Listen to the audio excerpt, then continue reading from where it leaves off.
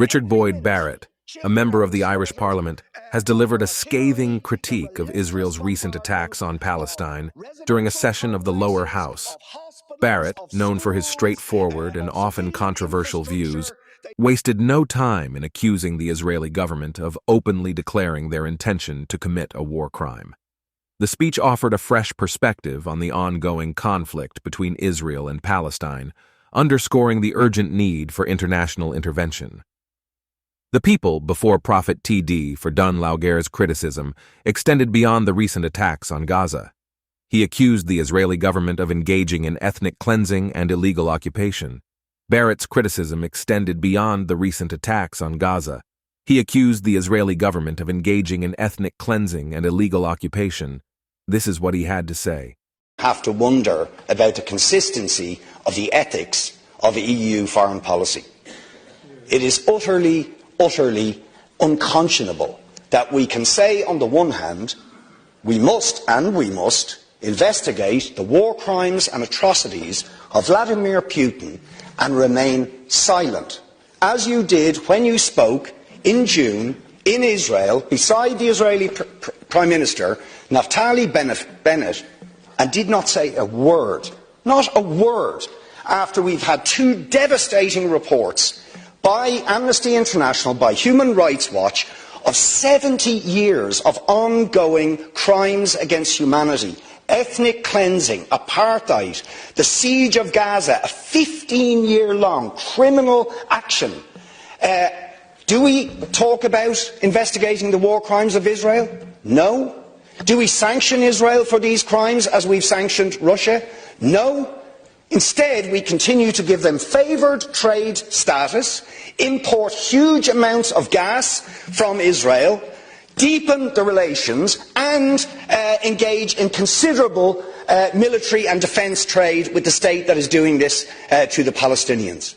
I also find it remarkable when we say we must break our dependency on Russian fossil fuels and oil, that at the very same time we increase our imports of Saudi oil.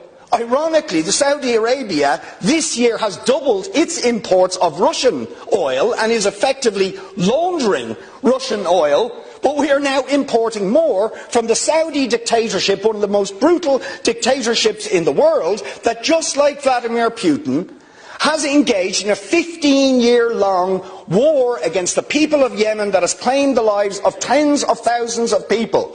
And leading European states continue to arm that regime. Indeed, you yourself in 2015 went over and signed a defence arrangement with Saudi Arabia when you were Minister for Defence in Germany. If we are going to condemn, as we must, every minute children are being slaughtered by their artillery, the relentless bombardment of residential complexes, of hospitals, of schools, of civilian infrastructure. They just go on and on and on, and you do nothing.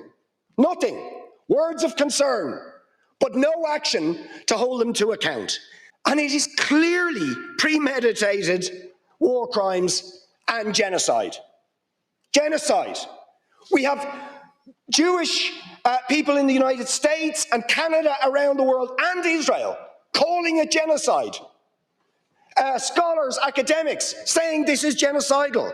Let me quote you a few things. Israeli general, quote, "Human animals must be treated as such. There will be no electricity and no water. There will only be destruction."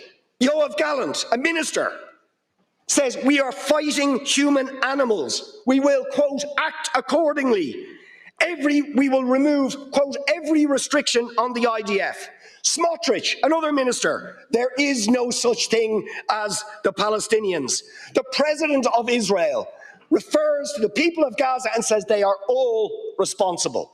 Before October the 7th, Netanyahu appeared in front of the UN General Assembly with a map of Israel that had removed all references to Palestine.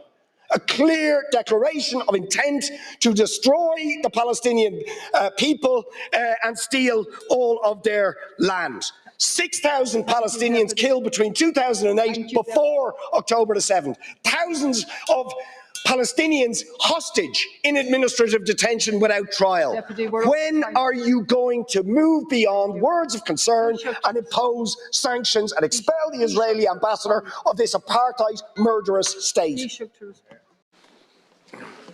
Taoiseach, you can Google the video on this. A number of years ago, Joseph Biden said, if Israel did not exist, the United States would have to invent it.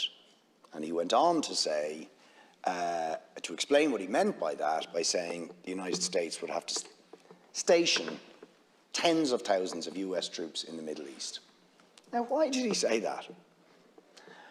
But it does give you a little glimpse into why he's gone to Israel today to offer unconditional, uncritical support to a regime that in the last few days has publicly declared and then carried out an intent to ethnically cleanse 1 million Palestinians and to impose brutal, savage, murderous collective punishment on the entire population of Gaza.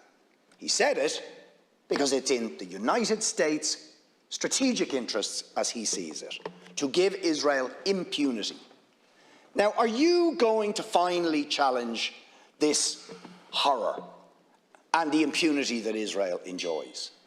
And acknowledge that a regime that is, according to every single international human rights organisation, many of them have published reports in the last year, that it is an apartheid regime and is guilty of the illegal annexation and occupation of other people's lands and territory, does not have a right to defend apartheid or illegal occupation, does not have that right. And that it should be condemned and sanctioned for carrying out those crimes. Thanks very much, Deputy. Deputy Hawley raised the issue of the UN Security Council. It's very much our view, and I expressed this view at the UN General Assembly, that the UN Security Council needs to be reformed. It simply does not reflect the world of 2023. The 5 permanent members are the victors of the Second World War, which was a long time ago now. And it's in dire need of reform and legitimacy. But I really think we should all appreciate that there's a lot more to the United Nations than the Security Council. There's UN peacekeeping. Does anyone doubt the value of operations like UNIFIL, which has at least allowed people in South Lebanon to lead a relatively normal life most of the time for the past few decades? I know we're very proud of the role that we've played in that operation. Look at the work of UNRWA, for example, in Gaza and the West Bank, caring for Palestinian refugees. That's the UN. Look at the World Health Organization and the work that organization has done in fighting pandemics. So I think when people are critical of the UN, fair enough. Be critical of its limitations, be critical of the composition of the Security Council, but don't turn a blind eye to all the other things that the UN does, peacekeeping and the various different UN agencies. It is a valuable institution, I believe, and I'm proud that we prioritise it as part of our diplomacy. I mean, I think it's just the whole narrative is sort of upside down. I mean, the implication of all this is that the terrible escalation of violence that we've seen in the last few weeks started on October the 7th. It didn't. There's 6,000 to 7,000 Palestinians have been killed in the last few years. There was, before this started, 5,000 Palestinian hostages who are still in prison, most of them without trial or charge, in the system called administrative detention. And there was a 17-year-long siege imposed on Gaza, which is a violation of international law, which has reduced Gaza to a state of permanent humanitarian crisis, where Israel doesn't let people in or out for the most part. So as, you know, Gideon Levy, the Haaretz columnist, Jewish and Israeli columnist, put it, how do you expect to treat Palestinians like this and not end up thinking there's going to be a price to be paid, that at some point they're going to hit back? So I think that unless we get to the root cause of that problem, if we want to end this cycle of violence, the siege of Gaza has to be lifted fully, and the issues of apartheid, of the illegal occupation of Palestinian territory, settlers, ethnic cleansing of Palestinians have to stop. Otherwise, this violence is going to continue.